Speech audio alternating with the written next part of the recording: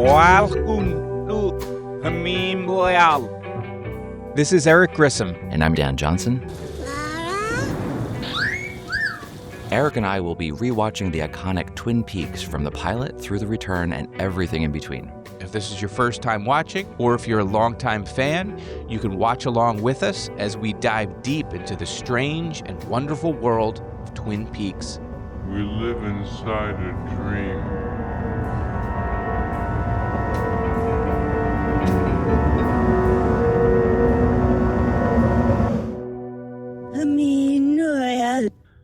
Today on Meanwhile, we didn't go away. You thought we went away. Everybody thought we went away. I got so many wonderful, sad messages that when we did our Part 18 show, Dan, as I'm sure you did. But we're not leaving. I'm not leaving. I'm not leaving. I feel like it's Wolf of Wall Street. I'm not fucking leaving! And you know what I'm talking about. Everybody knows what you're talking about. No, we're starting our Scorsese podcast. No, I do love me some Martin Scorsese. No, we're back. We're here to do the final dossier, which does represent, Dan, the final official piece of Twin Peaks media that we have. So it's very sad. This is the best thing, is just Eric holding up the book to me, and the number of sticky note tabs coming off of this thing is like a madman. It's terrific. You all can't see this, but there's a lot of sticky notes. I'm going to have a lot to say about this. But beyond this, I do want to do On the Air.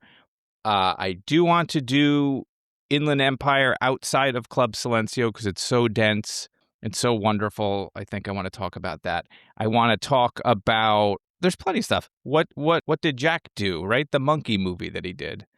There's a lot of stuff, so we're not going away. We're going to do more interviews are coming, so buckle up. And certainly more Lynch-centric stuff and maybe some Twin Peaks-themed things. We have listener mail to get through, a lot of stuff. Oh, can't wait for that. That's going to be fun. And speaking of listener mail, Dan, we have so much listener mail. This is another decision that we're coming to live on the air. I think we'll do one episode of listener mail on the public feed. Then I think it makes sense we should do that on the Patreon. We should just do all the listener mail episodes on the Patreon, hook our Patreon folks up. You can join the Patreon if you want to get your question answered, and then make that much more of a community. Gives us something to do. We could even do video if we wanted to. That'd be great. Of listener mail. So we will do the one. We have so much feedback. Some listeners multiple times. But yes, we have a lot to get through. So that's going to be fun. We'll try to do that and then get into Inland Empire. Now, Inland Empire is like 3 hours long, and there's also more things that happened. So we'll do all of it, and we'll do it in parts. So we won't do it as one giant thing unless Dan and I will go completely crazy. One 12-hour podcast. And you're wondering, you said, Eric, you said to yourself, you wanted to do On the Air. Yeah. Well, On the Air's not out, which I'm so angry about. So I've decided we're going to will On the Air into existence. We're going to get an official release. It's the Meanwhile promise. Boy. This is why I was put on this earth. This is why. David Lynch is no longer with us. We are sitting on a show that came out at the height of two titans of their field that you can't watch. You can't go to the store, Dan, and say, give me On the Air. I have tried. I've gone to every store I can think of. Not available digitally, not available in any form. It's a crime. So I've been talking to people, trying to make these things happen. If you listen to any interviews, I'm pushing this On the Air thing.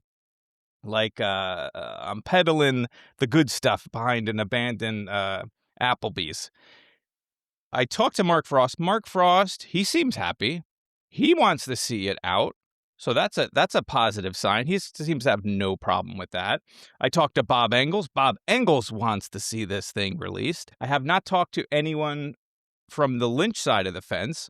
I hope to change that. I will ask them And if we can get all of those pieces together, great. So the question became, like, who owns the distribution rights to it? And I was not sure. I've reached out to some of our Patreon people. We have a great person on Patreon who is the person, by the way, that was there when they discovered the Blue Velvet outtakes. So as they were getting the boxes and boxes of film, discovered these Blue Velvet outtakes, as well as discovering the actual ear. Incredible. One of the prop ears that they found that they had discovered. I think I can probably say their name. If you don't, you can always cut it and no one ever heard this. Yeah, I could always cut it. Well, it's Brandon. I'll say it's Brandon. I talked to Brandon. So he was doing some research, right? So his company does restorations on amazing movies. So he's asking around. And then when I talked to Mark Frost said, when we were discussing the Blu-ray, it came up like it almost happened. And then I talked to a fellow that goes by the name of Dugpa, who was a producer on the Blu-ray for the entire mystery, who was responsible for, the missing pieces, essentially. And he confirmed that, yes, Paramount CBS has the rights to it. But I guess everybody that worked at Paramount CBS or CBS Paramount or whatever they are at this point, these places keep merging. I think the next one is HBO, right? Or Warner Brothers and Paramount are going to merge. Apparently all of the Lynch Twin Peaks Pro people are gone. So I reached out to another person at CBS. I was like, whatever, I'm going to figure this out. So I'm like finding these executives. I sent an email over. I have not heard back from this person. I can't guarantee I will. But the thing is, people like money, Dan. I've heard. People like money. It's shot. It's edited. David Lynch has passed away. It's only 7 episodes.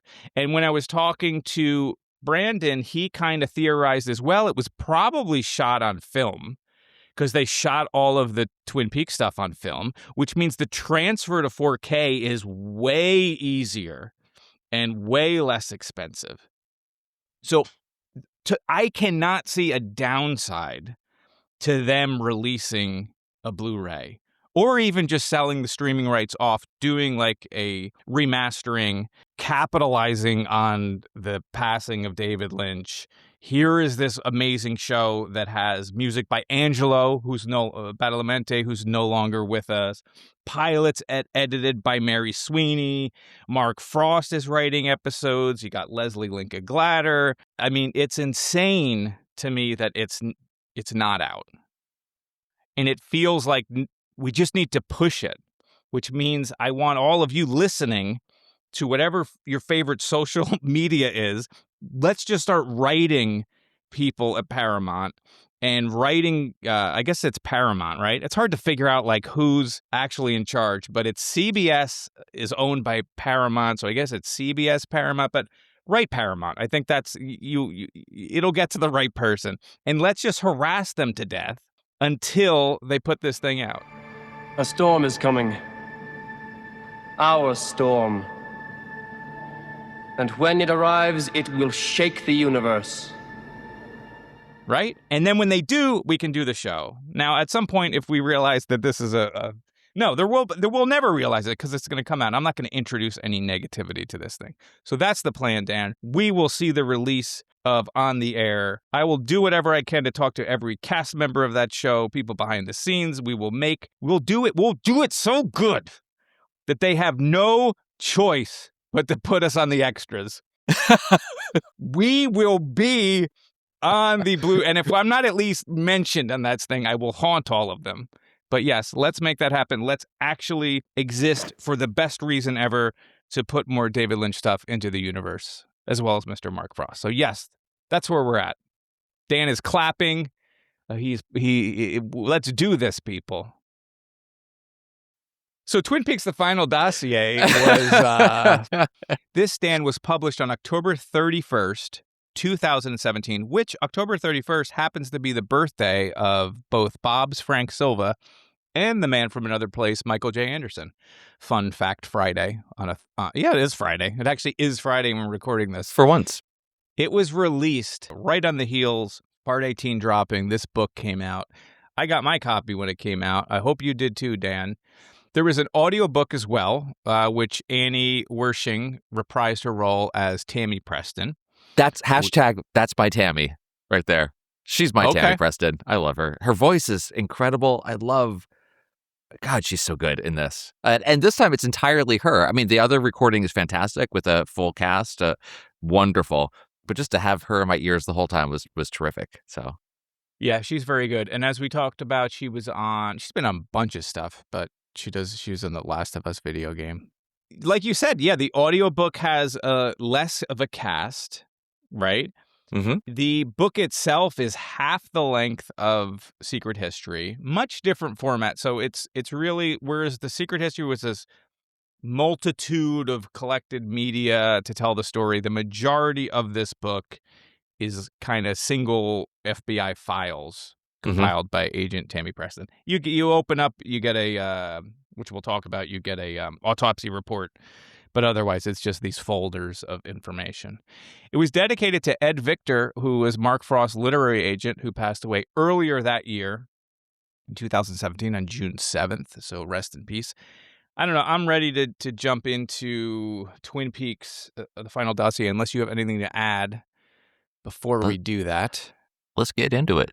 Let's get into it. And unlike the Secret History, I think because it's so short and because it's so connected to Twin Peaks. Like, it's basically tying up, whatever loose ends you may have or questions you want answered, you may get an answer. Whether you like that answer or not, we'll discuss. But I think it's worth going through kind of the whole thing chapter by chapter and talking about our thoughts.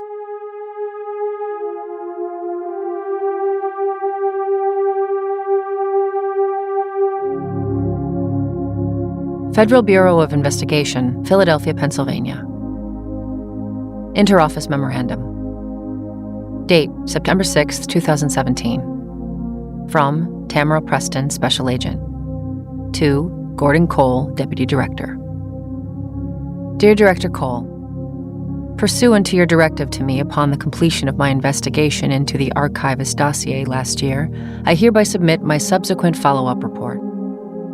That archive, which ended abruptly on March 28, 1989, with the Major's sudden disappearance and presumed death, left us with many possible avenues of investigation. As you suggested to me at the time, I have since directed my own investigation down every rabbit hole and up every apple tree in search of answers. To state it more plainly, I'm the archivist now.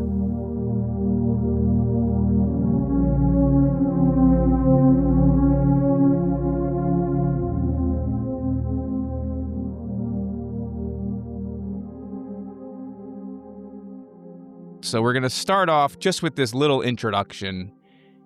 Basically, the reason why Tammy is compiling this is almost like a personal gift to Gordon Cole. She does this in September of 2017. So we know it's also right on the heels of the events of the return.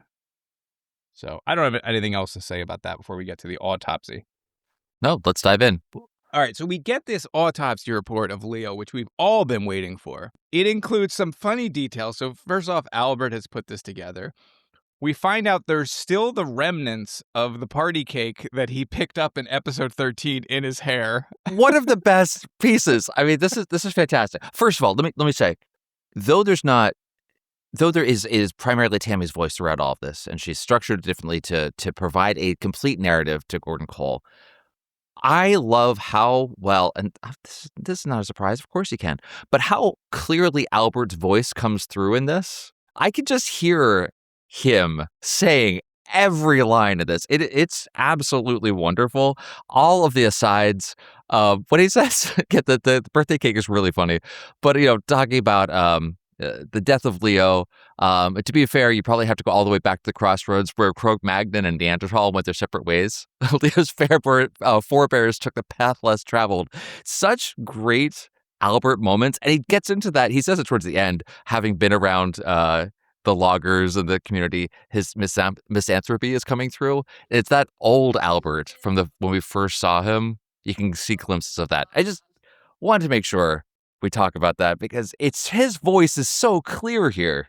Sure. Yeah, there's only 2 times, right, that you get a document or something from someone else. Yeah. This report written by Albert. Remember the log lady? We get her page, that letter that she wrote Hawk. I don't recall if there's another. Otherwise, it's entirely Tammy Preston putting this together. We find out he was not killed by spiders. We get a little dig to Wyndham Earl for trying to kill him with spiders. You get the electrical marks around his neck, so you can remember Earl and the buzzer. So this poor guy is really, he's like the shark from Jaws. He's full of old license plates and multiple bullets. A lot to talk about with this, though. A lot to talk about with this scene, with this particular autopsy. Namely, who shot him? Mm-hmm. Is, in this autopsy report, he surmises that it was Wyndham Earl. Patterned in a punctilious little circle around his heart with one to grow on dead center. Unfortunately, aside from the killer, it appears that said spiders were the only witnesses. Observations. The 5 9mm slugs were all still in the body. He had, I'll put it delicately, an excess of mass to help slam on the brakes, and there were no powder burns on his clothes or skin. Ergo, shot from across the room by someone with a low pulse and nifty marksmanship skills. Scuff marks near the door where it appears the shooter set his feet bureau style. Just a working theory because who the hell knows where he shuffled off to, but my money's all on our old pal Wyndham. You could make a very convincing argument that it's actually Mr. C that shoots him. We think specifically about the notice of the pattern of bullets. And you remember in episode 4, Cooper shooting in the gun range. Only 4 hits? I put 4 through the eyes and 1 through each nostril. Nice pattern. And it would make sense, too, like when one of our listeners, Harvey W., wrote us about how the device that Mr. C is using is the same device that Earl had in the cabin, could have went there, executed Leo, took the device, left. But why would Mr. C be interested in Leo at all? First off, why would Mr. C even know where the cabin is? Right. And that the case was there. Whereas I think it was Earl, and I concur with Albert, and that he did get out of the lodge somehow, shoots Leo, ends him, takes the case, tries to figure, starts doing his Earl stuff. He's the mystery caller. This is Philip Jeffries, right? You're going back in tomorrow, and I will be with Bob again. Who is this? So you have to pick one of the 2 paths, and I kind of want to believe that he's the imposter for all the reasons that I talked about. But I don't know. What do you think on who's doing this shooting here? Yeah, I mean, I know that you really like the idea of Wyndham Earl being this other person setting up, set against Mr. C throughout all this. I think it's a great idea. I still go back to Wyndham Earl in the Black Lodge and Bob setting him aflame. And I prefer the idea that that was the end of him. Sure. So who do you think shot? Yeah. So for me, it's very hard to otherwise I would say this is great. Everything works really well. I think it still has to be Earl. He could have just set him up with the spiders and then, I mean, I don't remember the exact sequence of when we last see Leo because he's dangling with the spiders. But he could have just been fucking with him and 2 seconds later came back and shot him. Right? Isn't there? Why would he do that? To fuck with him, to torture him. He was torturing him with a shock collar the whole time. He was using the shock collar to get what he wanted out of him and to use him like a literal pawn. And because there are other ways to do that. He did it because he's a masochist. I think, and also let's not forget the fact that he also is criminally insane. So it's hard to say. I disagree with that. I'm not that it couldn't be possible, but that would mean in episode 29 when we're in the double R. And Bobby and Shelly are talking about Leo. Shelly. Bobby. Leo's probably up in the woods having the time of his life. And we cut to Leo with the spiders. Yeah. That's a flashback because Earl is already in the Black Lodge at that you're right. point. I mean, maybe. Sure. Yeah. I don't. Yeah. So Earl getting out of the lodge. Possibly. I mean, Tammy goes into much more depth here. Of course, we saw that in Dale's autobiography, much more detail about the background of Earl. He is this exceptional genius. And if anyone could figure out how to get out of the lodge, or maybe even figure out how to get out of the lodge and also use the same, portals to be able to move around as he needed to. Who knows? Like, Philip Jeffries is also described as this like genius level agent. So perhaps, time moves differently. He spent enough time in the lodge, figured out how to get out. In so doing, was able to stumble upon the same sort of, I love the Grand Central Station connection of imagery of the connection of portals. Yeah, maybe it's possible. I think it's a really cool idea. I very much like the idea of Wyndham Earl burning in the lodge and being the end of him. Then you would likely prefer Wyndham Earl dies, Mr. C comes out, Mr. C shoots Leo when he goes to the cabin because he's like, what am I going to mess with this guy? The bullet pattern is similar to the way Cooper would shoot because we've already seen that in episode 4. He takes the briefcase and he uses the briefcase and we see Mr. C with the briefcase. So that, to me, that makes sense. I just don't know why he would know to go there and need to go there. All we actually know is that it is a pattern and stance because he could see from the marks on the floor where the shooter had braced their feet that it looks like FBI training. But those aren't the only FBI agents there are, even the ones that we've seen. No, I like that way less, that it's a third FBI agent that no one knows. But we don't know anything about it. So Philip Jeffries is able to move in multiple dimensions in time. What if he needed to stop Leo for some reason, or was trying to stop Wyndham but missed him and killed as a cop? We don't know. All we know is there are other. That is the only actual fact, is that it looks like FBI training. Otherwise, we have nothing else to really be able to know for certain. No, right. But it's like, like Albert, you're taking the likeliest scenario. So the foot pattern was bureau style. My bet, he says, or whatever, that it was our friend Earl. There's a note about the pattern, and as we as viewers should remember episode 4, Cooper's unique pattern thing. And the fact that Cooper is doing bad things. At this point, Albert doesn't know Cooper would be a villain. So, of course, he would assume that it's Earl. He wouldn't think that it was Cooper at the time that he wrote this report. This report was done in 1989, April 1st. So, it seems like if you don't believe the Earl story, and that's totally valid, that we see that his soul essentially leave the body, that I would say the most likely answer is Mr. C. Because we see him with the briefcase too. So it's a nice connection to, how did he get the briefcase from Earl? Well, here he is killing Leo, and he would have taken it then. I'm trying to figure out why would the doppelganger, how would he know that it's there? Maybe he knows about Earl. He clearly knows about Earl. Yeah. He's hanging out with Bob when maybe he gets that information while he's in the Black Lodge. He comes out. He knows that he needs FBI machinery or equipment like that briefcase to do his bigger plan. He goes, he knows it's there, he takes it. So I can buy that. The Bob connection's interesting because we do have that moment of Earl, that close-up of him when he's torturing Leo, I believe, and his face does the white face with the black lip makeup, which I've always seen as am I misremembering? That does happen, right?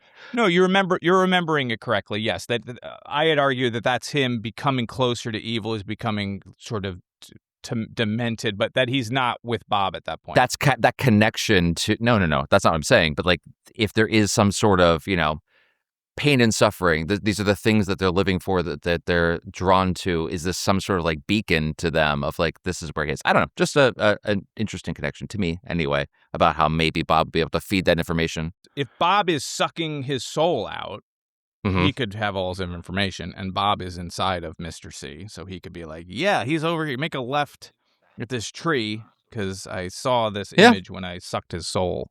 Okay, I'm kind of into that. So that's a Mr. C or Earl. You take your pick. All right, let's get into Shelly Johnson. We're going to get a lot of information about Shelly, Dan. If you were wondering if she's an only child, she is. Are her parents divorced? They are. So her dad, alcoholism and abuse is a recurring theme of trauma that's happening to poor Shelly as a child. We know that she left home at 17 at the end of her junior year. Now, in this, they talk about Shelly and Bobby having already been a couple. And there's this whole scene about Shelly confronting Bobby at the junior prom because he's with Laura. One fellow student vividly recalled this. When Shelly realized Bobby was two-timing her with Laura, she confronted him in an angry public scene that disrupted the junior prom. To me, this contradicts how the diary presents their relationship, where Bobby has had this thing for Laura since they were quite little. The idea of Bobby and Shelly being a couple doesn't blossom until they become involved with Leo, and then Laura sees it almost maybe even before Bobby does. She's like, I could see them getting together. The times that we get high at Leo's, especially lately, Bobby pays more attention to Shelly than he does to Leo or me. I figure they'll have an affair, if they aren't already secretly involved. It's a little bit of a contradiction. Bobby and Laura were together since they were, 14? So, the idea that he actually was with Shelly, and then he starts this relationship with Laura enough for her to confront him at the junior prom. I don't see why there's trouble here, because Bobby and Shelly do end up together at some point. Bobby, I don't know, is this is the one woman for me forever. Bobby may have been very much in love with Laura, but also has a wandering eye. I don't know. I don't know why you feel so. Yeah, I don't get that at all from the diary. Or for when Laura talks about Shelly. You only get to know Shelly when Bobby introduces Laura to Leo. And that comes much later, when she's 16, I think, or 17. So I don't know. For me, it's if it works for you, great. But listen, none of this stuff works. It's all different people writing things. So of course there's going to be things that don't line up. But for me, that's a big change. Maybe not so much for Dan. What I do like that comes out of it, change or not, is that we get this scene of how Shelly and Leo met. Of course it's at the Roadhouse. It had to be. It had to be a whirlwind thing that happened immediately, starting from chugging beers to hard drugs in one night. And then, what it was, did it say something like they're celebrating their 2-week anniversary or whatever it was when they get married, or celebrating their anniversary.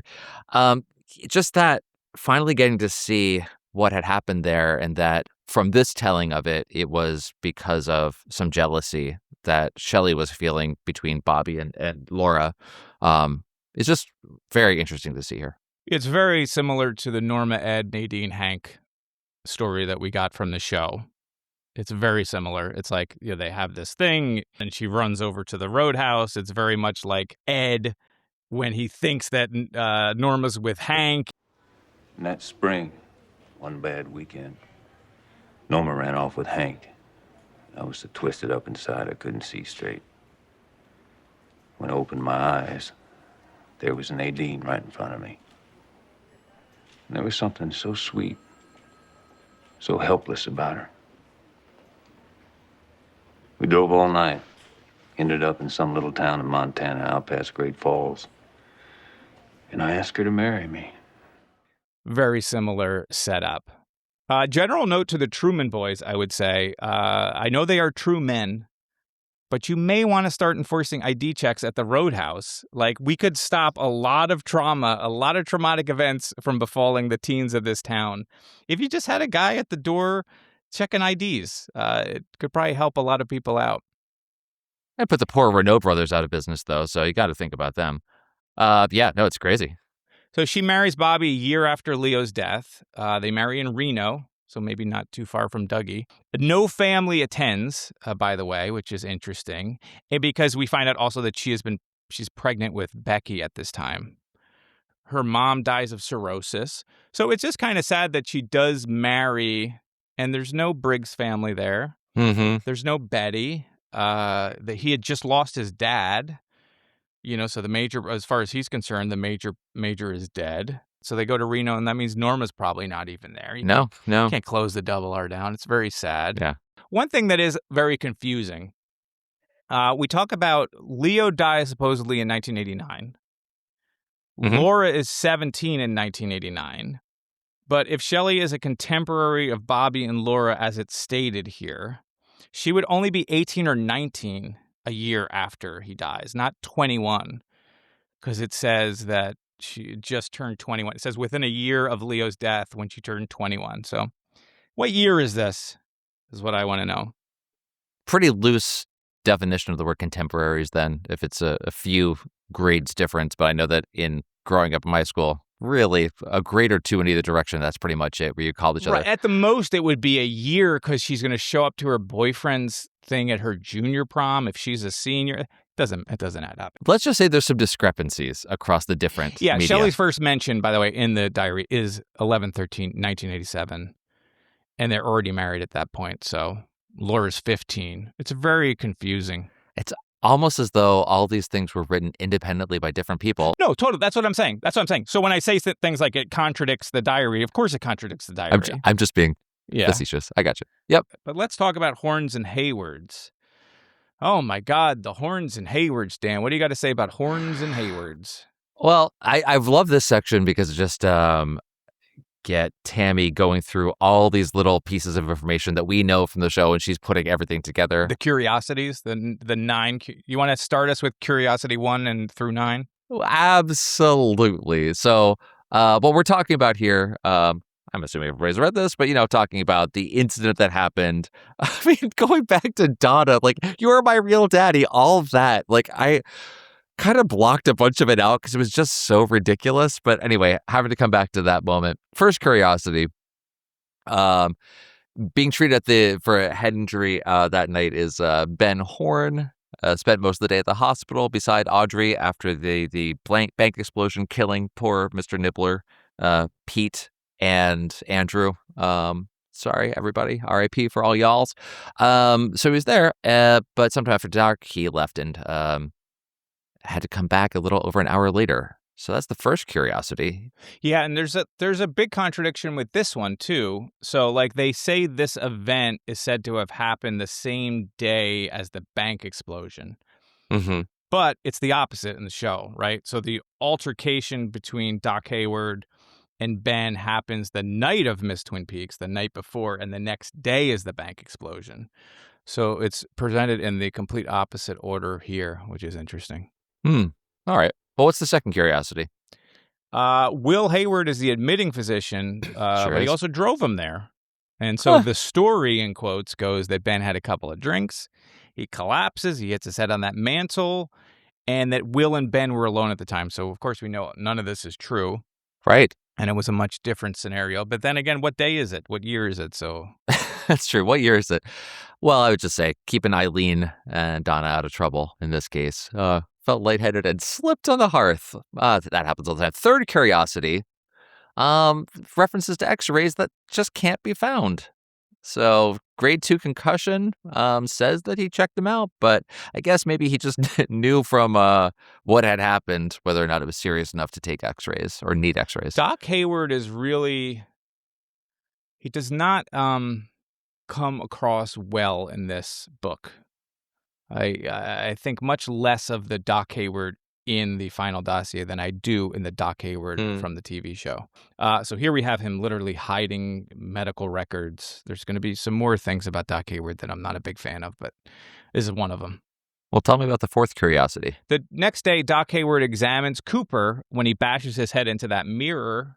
We'll talk about the time that he arrives a little bit later. He takes Cooper back to the hospital for the same injury as Ben. So 2 grade 2 concussions. If you're collecting 2 Chalfonts. Yeah, if you're collecting your Chalfonts and your grade 2 concussions, we've got 2. And Doc Hayward seems to be connected to both of them. In this fifth curiosity, Agent Cooper spent the night there, but then he checked himself out against medical clearance. We knew that. And we have the reference here to Sheriff Frank Truman's report that Doc Hayward had seen Cooper exiting from Audrey Horne's ICU. In 2 days, he's gone forever. Yeah. So 9 months later to that day, this is curiosity number 6, Audrey gives birth to Richard Horne, father unknown. But we know who the father is. It's Mr. C. Do we? We're getting there. We're getting there. Sneaking out of that place. We do know from the what show. A horrible situation. Awful. For Audrey. Absolutely awful. Seventh curiosity, Agent Cooper has disappeared within 2 days, and Garland Briggs is declared dead after a fire at Listening Post Alpha. We come back to this later in more detail, but the discovery of a few loose teeth, which matches Briggs' dental records. Yeah, he ripped his own teeth out. Oh, ripped his own teeth out to do that. Who's the body? Who's the charred body? That's another good question. That's but in the car. Like, so he's burning the car. Why not just put the body in Listening Post Alpha? I feel like he added this whole other element where you have the car going off the road and burning in the car, but it's Did fine. he try it? Was he? I'm actually, like, when we get to that part of the story, a little bit confused about, like, was he, because Tammy's not sure either exactly what happened, but is he trying to lure Mr. C away, and that's why he staged that over there, because he did leave some stuff behind that he was leaving for Possible. for them to find in this. But anyway, so that's interesting. But just have to go stand on this for a second. He ripped his freaking teeth out. Yeah. That's all. What about this eighth curiosity? Doc Hayward leaves within 3 months, abandoning his practice Yeah. and his family, and he's going to Middlebury, Vermont. Can I tell you, I drive talk through about that. Middlebury. I drive. It's a lovely college town, very small little college town in north central Vermont. To drive by it on my way when I go up to Vermont all the time. It is a beautiful little place. Came up in the Mark Frost interview. Yeah, I was very excited. Doc Hayward's like, yeah, I'm leaving because I don't. This whole thing with Ben, like, just completely abandons his children who clearly need him. His daughter has just lost her best friend from a brutal murder from Yeah. a family friend, and he abandons them all. It's horrible. It's horrible. It really is horrible. Within 3 months, Yeah, he's out. yeah. It's not like he stuck around, and none of the kids do well. Well, no, two of the kids don't do well. One does okay. Harriet's fine.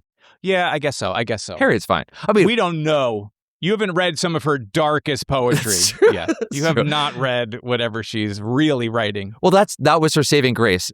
She processed it through poetry. Thank goodness for her. But yeah, no, totally right. No one does well in the Horne and Hayward family throughout all this. Yeah. The Horns are a bomb that is destroying this family. Absolutely But, true. Yeah, I'm not happy with you, Doc, for doing this. Yeah, so he leaves. He divorces his wife after 26 years. 26 years. Donna leaves home for New York City, and Eileen basically raises these two girls alone. Now, by the way, also, Donna, her mom's wheelchair bound. Yeah. She's got two younger sisters. Yep. The dad, and Donna's like, you know what, I'm going to New York. I gotta See you go. later. Gotta get out of here. You're not my dad. She's still her mom. Well, she's Fine. just not very happy with her. Yeah. So talk about Curiosity 99, the pick-me-up. So we do find out that payments are coming from a holding company from the Horne Foundation. Just imagine what that foundation actually is used for, or was used for at the time, giving Eileen $7,500 a month into a bank account until she died in 2009. Yeah, pneumonia. Tammy says she can't find anything wrong with it. Ben wouldn't talk about it. His representatives wouldn't talk about it. But yeah, he was taking care of Eileen and presumably those two kids until she died. What's incredibly sad is she doesn't die because she gets hit by a car either. She dies of pneumonia, Yeah. which is a thing you would need care. Like, she's literally coughing herself to death, and just, the daughters are falling to drugs. Donna's abandoned her. Harriet's writing a really crazy poem upstairs, but no one's there to help her. I mean, she still got $7,500 a month, but it's a sad detail on her obituary that she died of pneumonia. So let's talk about Donna, I guess. We got to talk about Donna Hayward. Interesting, she still talks to Audrey. After all, they are half-sisters. Yes. Something that's recurring. Well, that's what she says. She cuts off all connection with everyone in her family except for her sisters and her other sister. So it was because Tammy doesn't know that's the reason behind this. But yeah, so she cut everyone else out, but still contacts them, at least to some degree. And it's not even a lot. It's like an occasional phone call. Like, it's not even like presented like I talked to. It's not like it's like a recurring thing. It's written like occasional. Yeah. So she's really written off everybody. Really cut them off. But then she goes into what I think is interesting here, just Donna going off to Hunter College and then becoming a model and dropping out. But she was considered one of the fresh faces of the 90s. And just the parallel to the women of Twin Peaks and being on every magazine cover and whatnot. I think this was a nice, I don't know if it's deliberate, but I just see it as a nice nod to that moment of like the whirlwind that happened around all of these women on the show. Yeah. I don't know how nice of a nod it is when she ends up in a crack house. The nod is nice. As a fact, that what happens is not, let me clarify, everything that goes from here is, well, she has a pretty great rise for a while. I don't know if she's happy on the inside. I don't know. She seems pretty miserable, I guess. I mean, but the where she goes to is not awesome. Yeah. Yeah, she ends up at a crack house after her mom dies. It's very sad. She sure does.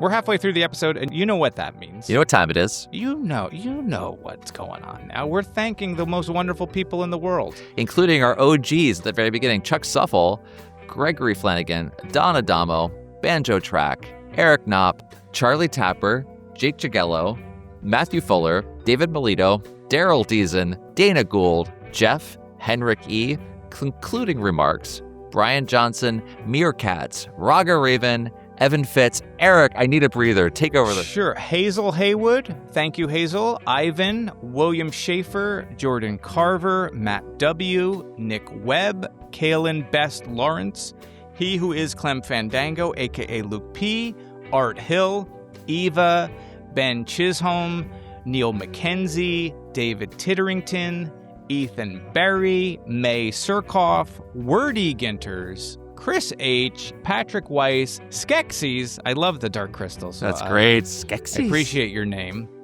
And Julian Zoller. Well, thank you. Thank you, each and every one of you. We so appreciate the thoughtfulness of supporting the show, to each and every tier on our Patreon, and to all the people that listen and share. But let's talk about everything's on the rise. She is be seen with all these celebrities. She's dating some blah, blah, blah. She marries this guy, very wealthy, one of the true billionaires of New York, house in the Hamptons, the whole nine. And then she has this encounter with Lana Budding Milford, still going by Milford. Lana Budding Milford at some party there. What an interesting encounter here. But tell me what your thoughts are around this. Well, first off, my first thought is, he must have really liked Lana.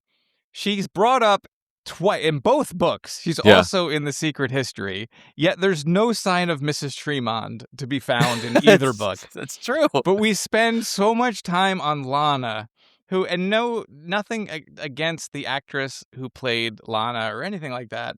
Maybe one of my least favorite parts of Twin Peaks is the Lana Milford saga. It's only important, especially the first book, insofar as it has the relationship to the Milfords and all of that. Right, which I already had an issue with to start Sure, with, but now here it's even more attenuated from that. So it's like, yeah, okay, I guess we could spend a few pages on Lana. We get back to her. It's not that this is not the only mention of Lana, so I won't talk about the billionaires and New York people and the ring and all of that. We'll get to later. I think maybe that's what I was getting at, though, is, so this is where we're going chapter by chapter, but skipping ahead a little bit. Okay, well, I'll answer your question in a way that I hate.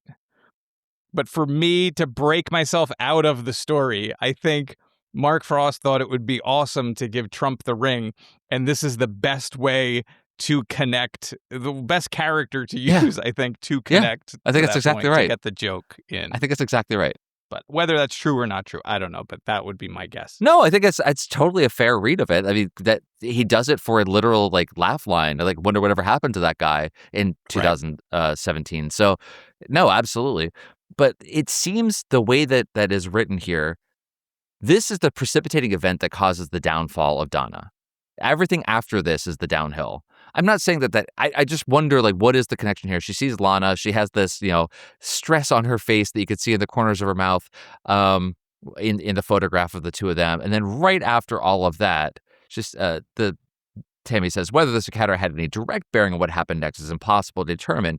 But given the connection to the ring, did Lana have the ring at that moment? She obviously didn't give it to Donna, so this wasn't Donna having the ring in the downfall, because she ends up giving the ring, or in my head, Trump steals the ring from Lana instead of Lana giving it to him. But why is this poison? Why is this a moment that's poisonous to Donna? Or was she always on this trajectory and we're not seeing the rest of it? Well, she's already on this trajectory. She basically abandons her family. She leaves her mom to die alone. She's dealing with that grief. So I think she was already on the dark path before that. Yeah. Before this connection to the ring. But yeah, certainly she's got the ring at that point. Yeah. Lana would have it. But Lana gets it. It's also, again, Twin Peaks are these little silos. So the story that Mark Frost is telling is not necessarily the story The Return is telling. Right. It's not necessarily, you know what I'm saying? So like in The Missing Pieces, a nurse steals the ring from Annie. Yep.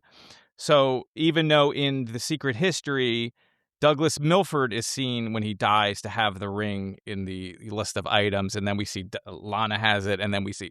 So did it really go from Milford to back into the universe, back to this nurse, and then all of a sudden it gets back to no. Who knows? So they're not necessarily connecting on all fronts, and that's fine, right? For me. But yeah, I don't know. It's funny that she comes up as much as she does. That is strange, and yet I can't get my Frances Bay. They used to bring me hospital food. We get some mention of Gersten though. Like this is also a sad story. Exceptional child prodigy. Not unlike the real Alicia Witt, who is also a prodigy. She has a nervous breakdown, Gersten, not Alicia. She collapses. And again, like, what does this say about Doc Hayward? That he's fishing, like, in Vermont. How they biting back there, Doc? You know, just the other morning, I caught 2 brown trout in my pajamas. Yeah. How they got in my pajamas, I'll never know. And his kids are falling apart. And we hear about Stephen Burnett here as well, and that Stephen worked with Horne. And it's like, once again, the Horns are this destructive force that just wants to corrupt and destroy Haywards. Yeah. It's very interesting. And Becky's still alive. So in this world, Becky is alive. Well, I just wanted to ask you about that. Not in my world, but in this world, yeah, she's alive. Okay. All right. So we're just going to, that discrepancy is we'll just let that go then. All right. Yeah, I think you have to. I really do think you have to. I think if you try to take every piece of information from these books and the show, your head will explode. How are you supposed to make peace with Donna meeting Maddie for the first time in the Double R, and yet they're friends when they're little kids in the diary? Yeah. So you have to sort of pick like what works, what doesn't. We also know. We don't know. For me, the end of The Return triggers a reboot, and not a reboot's the wrong word, but like a resurgence, or starts the cycle again of this wonderful show until Laura's able to overcome her traumas and save herself, which is why the end of Fire Walk with Me is the end of Twin Peaks for me. So this is almost like stuff that's happening in this maybe not 100% real timeline, so there would be things that are wrong or breaking down or not connecting. So I don't for me, yes, she does die, or it's supposed to be you're not supposed to really know. You're supposed to take what you want, whether or not she's alive. Whereas this is saying she's fine. If you think she's fine, she's fine. If I think she's gone, she's gone. It's the cat in the box. Yeah, I like the idea that this is, through all the different pieces of media, you can construct your own story through all the discrepancies and find the pieces that make the most sense for you. I said this before when we saw that episode. I didn't immediately think Becky was dead. I thought, seeing that window was just the sign of the violence between the two of them, and this, oh no, not another like episode of violence between them. It was very shocking for me to hear you at the time say that Becky was dead, but it absolutely makes sense. So for me, I just want to prefer that she's alive. Yeah, take it. So we'll let that be. Cool. From here, though. Yeah, so Ben and Audrey Horne, Dan, you're going to get some... Talk to me about Ben and Audrey Horne. So similarly, just, you said this, I think it's a great phrase, like the Horns are a bomb that destroys families, including their own, of course. So there's some mention here of the divorce between Ben and Sylvia. Obviously, Sylvia taking care of Johnny in her McMansion, as it's described here. And the split between Audrey and Ben becomes final or cemented after he finally goes through and sells the Ghostwood estates, the thing that she nearly died in protest of. He does that anyway, even though we find out later that this is maybe the one thing that he really regrets that he had done. If he could take it back, it sounds like he would.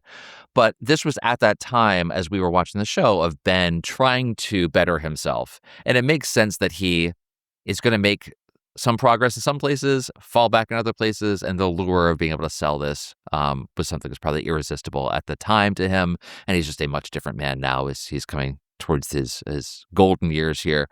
But yeah, it was just sad to see that that's when they've completely split up.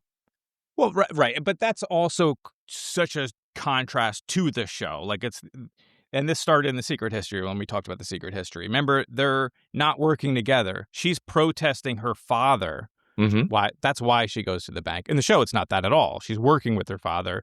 She's going going there true. to get. That's a completely different story.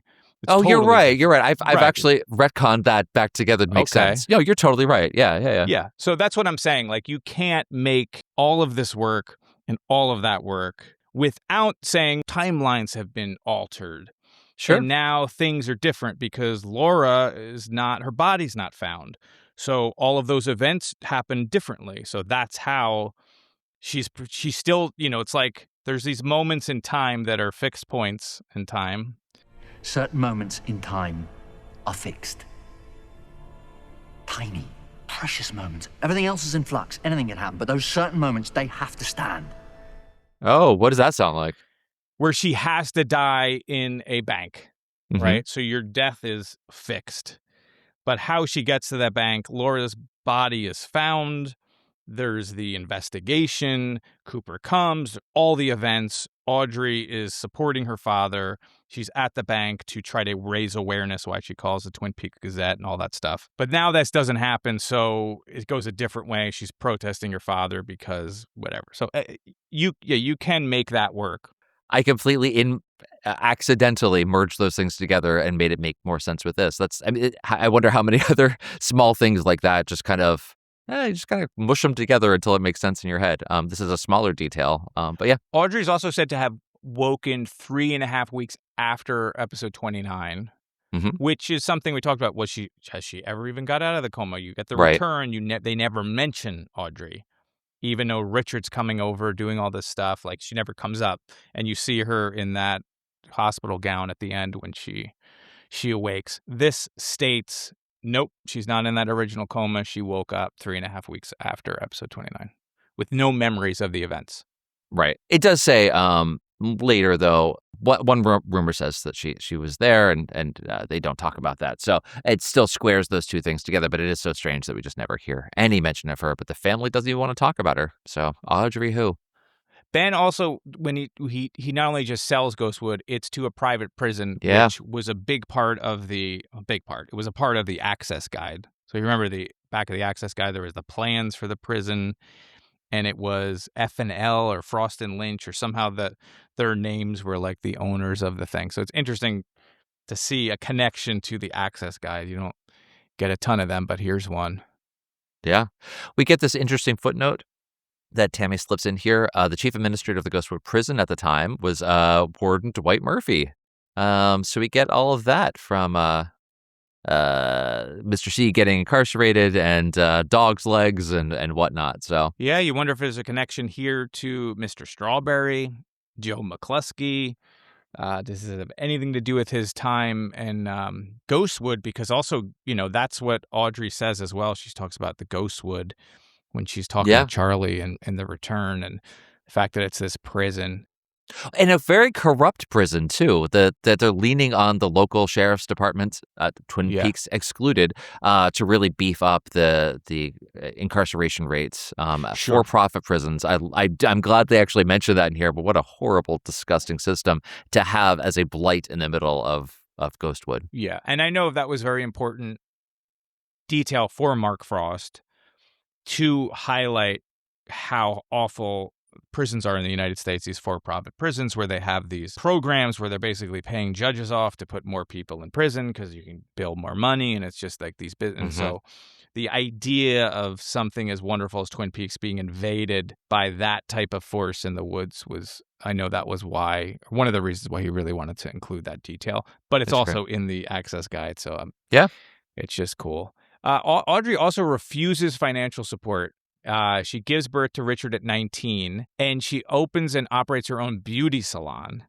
Now, to step outside of the story, that was her original story. Oh. So in the original, I can't remember if we talked about this or not, but in the original script, she was going to have her own beauty salon, and Richard was going to attack her. So that scene where he's attacking Sylvia was actually going to be him attacking his own mother. Wow. In this beauty salon or whatever. And this is when she did not like it, and then they rewrote all that stuff, and I'm glad she didn't like it because I love what we get in the return, but it's interesting to see evidence of that script here where they talk about her. Yeah, we had talked about the fact that she did not like the script, but we didn't talk about what it was. So that is very cool to see that was the thing that she had qualms about. And I totally agree. We wouldn't have gotten the crazy Teddy Ruxpin if nothing else. So incredible. Audrey marries her accountant, and she refuses to let Richard meet Ben. And this is a detail that I think is superior to the show in almost all ways because it makes so much more sense. Like, the stuff Ben was doing to girls that she went to school with and to her in One-Eye Jacks. Yeah. For her to come out and then within a few weeks be working with him doesn't really work. Like, it's hard to make Audrey wanting to help her dad out. As you know, I like his path to redemption.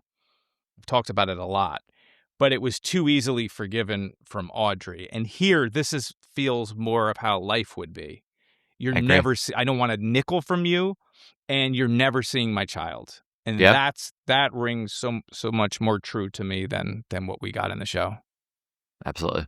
But they meet at a wedding, right? Is it a wedding? Yeah, her wedding. Her wedding to an accountant is when Richard finally meets his grandfather. Interesting detail.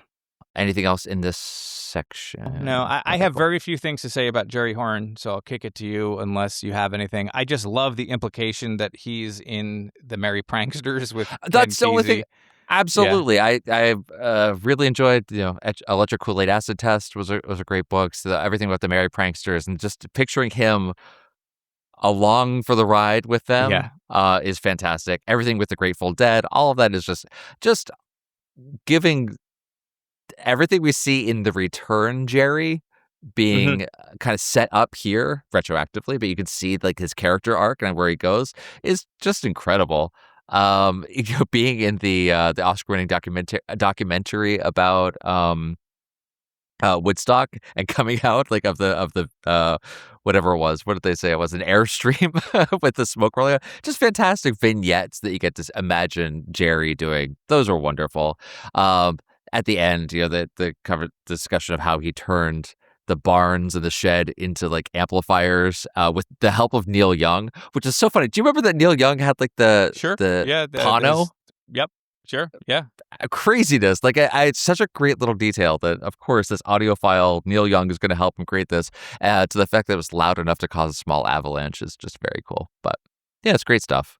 Yeah, I loved. I think I read the Electric Kool-Aid Acid Test when I was a freshman, and I thought that I was like, me and my friends, we were like, we're the Merry Pranksters. I used to go by the name Zonker when I was like 14 or 15 years old. So probably around the time I was watching this, it was just weird to have that connection.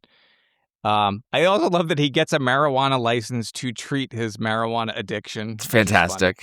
Very good. But yeah, it is, to your point, like it does connect this Jerry Horne so much more with the return Jerry Horne while bypassing the predatory business creep that we get in the original series. All right, Dan, so we're in the Double R now. We're going to get all the backstory on the Double R, all the things about the Double R. When you read The Secret History, you're like, wait a minute.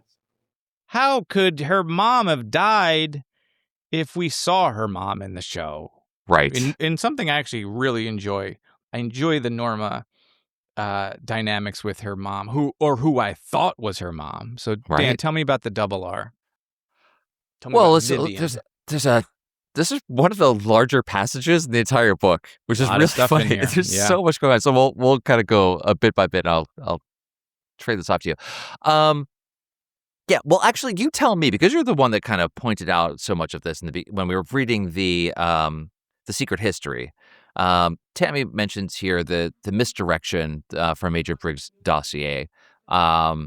These chapters about Andrew Packard, and we get all this like history that none of this really makes sense. So tell me, like, put the pieces together from what Tammy's saying here and how it kind of really works together with the show and Major Briggs' maybe misdirection or Cooper's misdirection or whatever was happening there. Yeah, well, I think some of the stuff in this particular misdirection has to do with Norma in protecting Annie. And they talk about this later, that she purposely didn't even tell Hank, she didn't tell Ed, like all of these things about her mom. And I think it's written in a way that she pretended Vivian was her mom to protect Annie and all this, whatever. We'll just go over it. We know her dad, Marty, in the original book is said to, I think, have died earlier, and then her mom dies. And this, are like, nope, he actually didn't die. So they say her dad worked for 25 years on the railroad. And then so much railroad activity. We love railroads in the world of Twin Peaks. Well, you got to truck all those logs around. Well, you got to move all those logs around. So sure, you get a lot of 25 years references. So he's working there 25 years. Hank gets 25 years, all over the place. He owns this motel as well. This called the Weary Traveler. So he's sort of living with Norma's mom, Ilsa, but also going on these like business trips.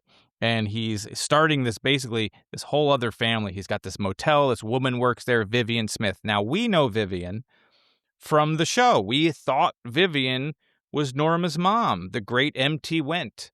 But it's not. She's just this conniving, ladder-hopping user, and portrayed very poorly in the book. Horribly. Horribly. Yes. One of the worst characters, as she stated. Norma's father, Marty, and Vivian have a daughter, Annie, which makes them half-sisters. Another half-sister. If you're keeping track, we got Audrey Donna, 2 half-sisters. We got Janie E. Diane, 2 half-sisters. We got Norma and Annie.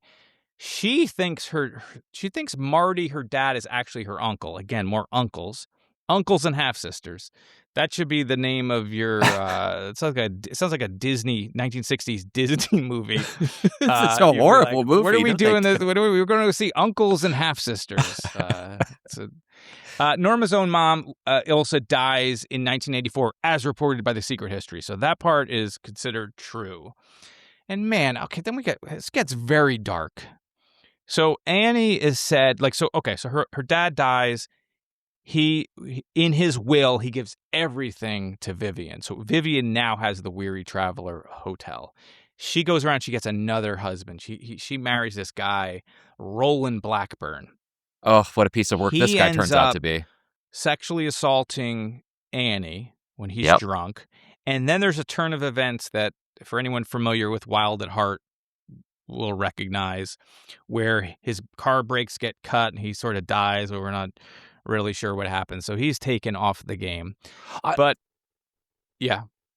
No, I mean, so I thought that was one of the more interesting parts of this. Vivian is a horrible, unlikable, selfish person who cares for, I'm going to define the term selfish, cares for nobody but herself. When Annie later in her life has what we'll get to, never sees her, never does anything. So in this moment, why does she presumably kill her husband? It's not to satisfy some vengeance upon him. It's the one thing that feels like, yes, thank goodness you did that because he fucking had it coming. But also coming from her, it feels like almost out of character in a way because... Well, perhaps, I can't remember. I should have wrote this down. But does that make sense at all, though? No, it definitely happens. Why would she care? Why would she bother righting this wrong when she treats her daughter so poorly? But I'm trying to remember, is Norma in her life yet by the point of this sexual assault? Or does that happen after? Must be, because she says Norma realized she had a 12-year-old half-sister, if I remember, and she's coming back from having been put in that just monastery like I'm looking at the page too. I'm trying to find look right up the thing so I can get this detail right before I Oh, it's after. Okay. So let me float this theory at you, Dan. Okay. Yes. What if Norma's aware of this and has her husband, Hank, cut the old brakes on the car and take him out? As soon as you started saying it, those pieces fall together beautifully. What Hank would do? Let's imagine Would Hank early kill? in the no for Norma. Not I mean for money, of course Hank would. Let's just imagine early in the relationship he would have done anything for Norma because she's dreamy. Can you? Of course. No, that's great. I like it. Get out of jail free card. Yeah. Or she sets up Ernie later. Like maybe she's done with him and she's so vain that she kills him because of some kind of weird jealousy versus actually caring about him. I mean, we are in total headcanon area here, but no, it's just the one thing that kind of stood out to me. It's the one moment of like, it's not a great thing to kill someone. Obviously, I have to remind people this daily, but this was the one moment of Vivian being like, "Yeah, you did the right thing." Cool. Yeah, I like the Hank idea. Let's make that real. Could be Hank. I mean, but we don't know. Who knows? Sure. So she tries to kill herself, Annie, for the first time. Yeah. This is an answer to where the scars came from that Cooper had noticed in the show. She does it with box cutters, just very brutal. Oh, Annie's story horrible. is just so sad. So now It's she so goes, sad. she's spending 6 months in this facility. And it actually reminds me of something Vera Drew said when I did my interview with her about the connection she sees with like Annie and Audrey. And it's like, and here we have Annie in a facility too. Mm-hmm. Could it have been the same facility that Audrey's in at the point that we see her in the show? Who knows? But it does say that it's the same facility Nadine is in. Right. I was going to say, we do see that there is the overlap somewhere. They could have would have probably called out Audrey's facility if they did. Nobody visits her except for Norma, which is sweet. I would say with the facility, no one's even making reference. The family won't confirm that she's in the facility, so it very well could be, even if Tammy just wasn't able to find out. So, no, I'm sorry. I'm agreeing. Like, it's still a possibility. I think it's pretty cool. Anyway, keep going. So we bring up Empty Wentz. This whole thing doesn't make any sense to me. Okay. So Vivian is not a writer. It's never brought up that she's a writer. A failed restaurateur. She had like a restaurant for like a year or whatever. Right. In order to do this, she becomes a famous restaurant that does real reviews, one after the other, that are so popular. So well respected, yes. It's in all these papers. And then, why? It's just very... No, it seems very this part feels very slapped together. It doesn't quite make sense. And I tried to work it in my head. I'm like, okay, maybe there is no Empty Wentz. So she just gets it. She says, hey, to a local paper, I'm going to write an article. And it's the only Empty Wentz article. She just basically calls the Great Northern and she's like, oh, I heard Empty Wentz is coming. And Louie's like, oh, that must be someone important. And then she goes up to Ben and she's like, I heard Empty Wentz is coming. And he's pretends that he knows. And he's like, oh, a favorable Empty Wentz. I don't think that's true. I don't like this is. I'm not saying this is what I believe. Sure. I'm saying this is what my brain is trying to do to make it work. And then she just publishes the one thing. It doesn't make any sense. So whatever. We can move beyond the Empty Wentz thing. But because it does say it here, the secretive and prominent travel writer. So at least from Tammy's discovery, like Empty Wentz really was something. Like, but it still doesn't. How does she become?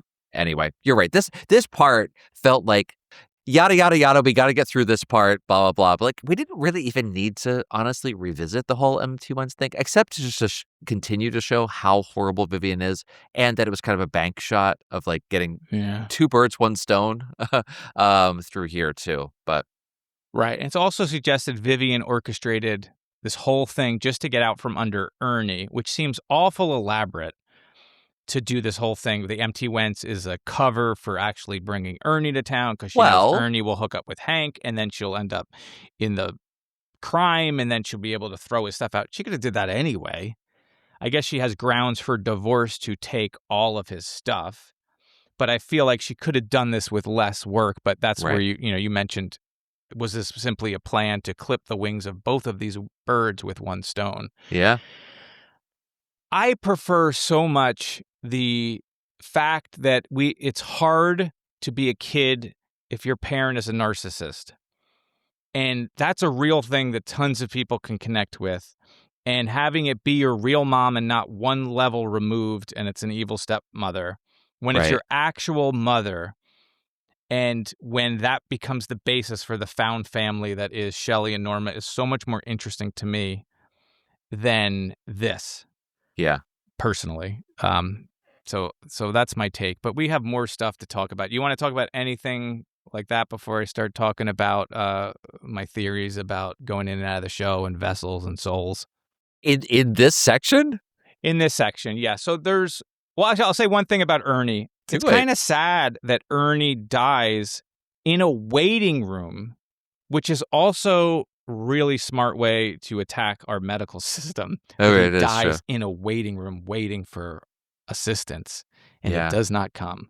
And he's painted the best of all of these people. It's not including Norma, obviously, of the creeps. No, of the creeps, he was the best creep. Vivian. He got the award just for kind of best a creep. pathetic. He's portrayed as a pathetic figure. But it just having no willpower, kind of just being unable to fight his urges. Yeah, I agree. All right. So the thing that really jumps out at me is I've talked about so many times about my theories that we are all vessels, we're carrying souls, in the same way that actors are performing roles, right? I can perform this one character, I can perform this other character. I'm still the same person, still a soul. We're going in and out of vehicles. Tammy writes an interesting line where she says, Are we just trapped in an endless loop of some inescapable ecosystem? Predators and prey feeding, dying, and fading away to make room for the next round of actors? What possible bloody purpose could such a miserable cycle serve? So, of course, I saw that. Actors, the stars turn, a time presents itself. All of that just jumped out at me in this moment. Sorry, I thought there was going to be so much more to it. I mean, that's great. I just thought there was I thought I really missed a huge chunk of no, but Ernie was actually, I don't know. I don't know what was in my head about what was going on. No, just this idea of actors, that this is a round of actors, and this is a play of sorts. Annie Blackburn, you could tell me about Annie Blackburn. It is just so sad. What I found the most interesting in this section was just really Tammy highlighting the white knight complex of Cooper. I thought that was great. We get more into the Wyndham Earl and everything that happened with Caroline and a bit of Cooper's history with his mother being stated here to be this fragile woman who had problems in her own marriage, and Cooper kind of coping with all of this and become this white knight. I just think it becomes such a clear theme, or becomes to a head really in the return, that it was good to see it here as well. Yeah, Cooper's painted so much more in a negative light in this section and in the other sections, so much that, Tammy points that out. And it's even said Caroline was probably more likely reaching out as a cry for help than the way Cooper took it. And we hear about her theory that his mom, and Cooper's mom and his dad had this turbulent relationship, turbulent marriage, and then she straightens herself out, and then he takes care of her for much of it, and that's where his need to save these women come from. Now, in my world, the mom from the autobiography has had a more profound effect on me in my view of Cooper. It's been a while since we read it. In that book, she dies when he's very young of an aneurysm. So there's none of this stuff that's talked about here. Yeah, it was just him and his dad. Him and his dad, yeah. That's why I was trying to recall, I couldn't recall that relationship, and it didn't sound familiar to me in the way that Tammy was describing that. So I'm glad that you were able to remind me of oh yeah, that's because she wasn't there for the entire autobiography. Right. So you can take either one, and maybe it's because I see too much of myself and Cooper, Mhm. which I think was something that I was thinking a lot about since, like, when I talked to Vera Drew, she talked about seeing Fire Walks with Me and seeing herself and Laura for the first time. Mhm. And I'm wondering, too, like, if Twin Peaks had such a profound effect on me when I was a kid because of Cooper, because people say, like, oh, Cooper's so quirky because he's, like, obsessed with trees or coffee and, like, all of these things that are like, oh, he's so odd, like, such an oddball. But I think for me, it wasn't odd. It just felt like how I am. Mhm. I mean, years later, I realized I have autism, but, like, that's, I think, seeing yourself in that kind of role. And I think that does color my, even like the White Knight stuff, which is clearly painted out here. I feel like I would do that same thing, which I think maybe is a negative part about me. But the idea of, like, seeing yourself, and it really affected me. I was like, you know what? That's probably why, like, it was the first time you see someone that acts like you and you're like, oh, he's weird? Oh, okay, yeah. And then you're like looking over your shoulder. You're like, okay. No, that's a really interesting point of view. I mean, seeing yourself in media is incredibly important. Especially talking about identity, queer identity as well. Growing up, and for myself, not seeing anyone portrayed in TV or films in a positive way that's not a joke is really powerful. It is.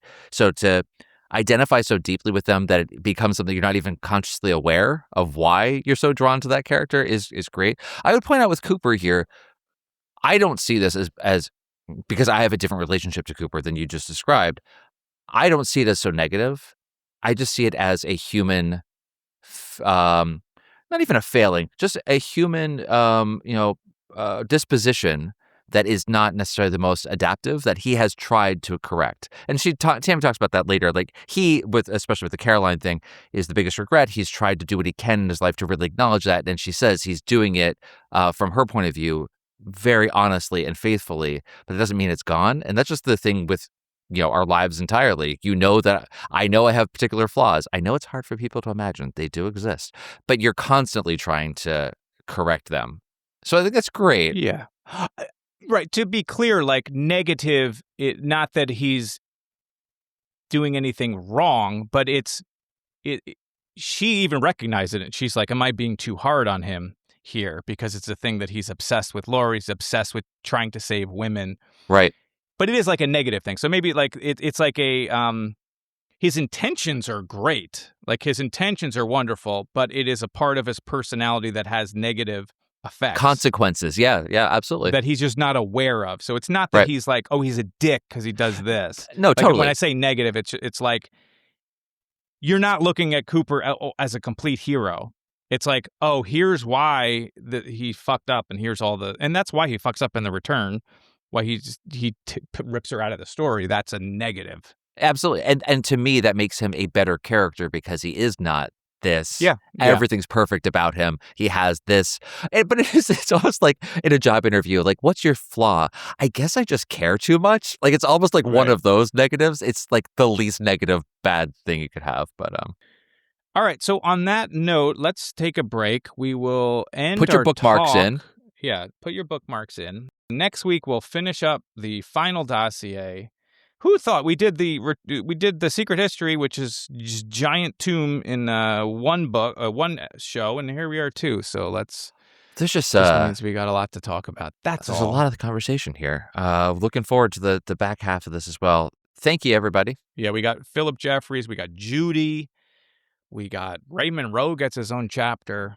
So yeah, we'll get to it. We got a Penumbra. We got a lot of stuff. All right. I hope you enjoyed yourself. Let us know what you think. As always, thank you to our supporters, and be good to each other. And as we said at the top of the show, if you have questions, or you want to talk about anything, you have a theory, you have what your own headcanon, how do you put the pieces together that don't quite make sense literally on the page? Save them up when we'll do the Patreon Q&A. Would love to have you guys participate, especially since you've been with us for so long.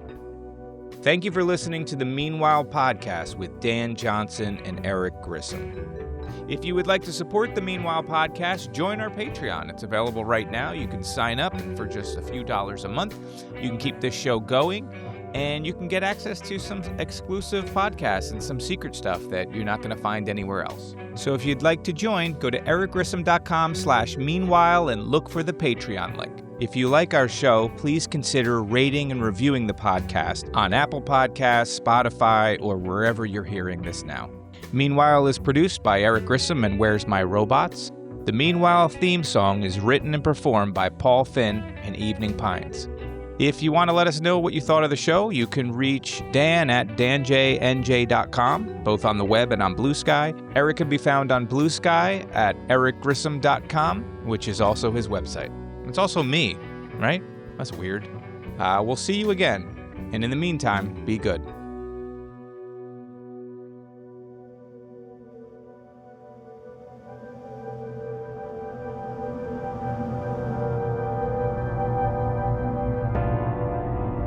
Listen to the sounds. Meanwhile.